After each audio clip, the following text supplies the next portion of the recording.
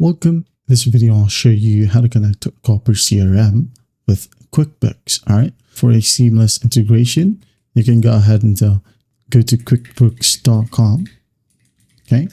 And log in with your account so that Copper right here will not ask you to sign in again. Okay.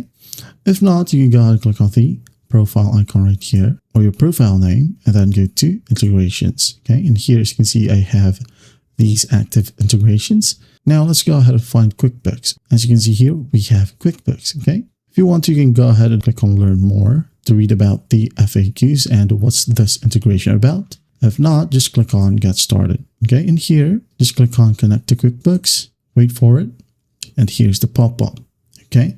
So what you'll do is just go ahead and enter your email or user ID, enter your password, and then just click on sign in.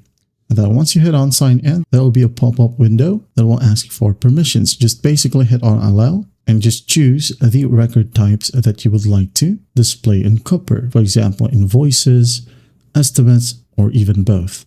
Okay, so once that's done, you're good to go. So I'm going to give you an overview about what's going to happen if you have Copper CRM and QuickBooks connected. Okay, so first up, the integration automatically pulls financial information from QuickBooks, such as, again, invoices, payments, and due dates. And your sales teams can view invoice history directly within their Copper activity feed, offering full context for customer interactions and streamlining the sales process. And also, it offers a unified view of customer financial data, enhancing visibility for sales and accounting teams and reducing the need for manual data entry. And there you have it. That is how you connect to Copper CRM with QuickBooks. Well, I hope this video helps, and I'll see you in the next one.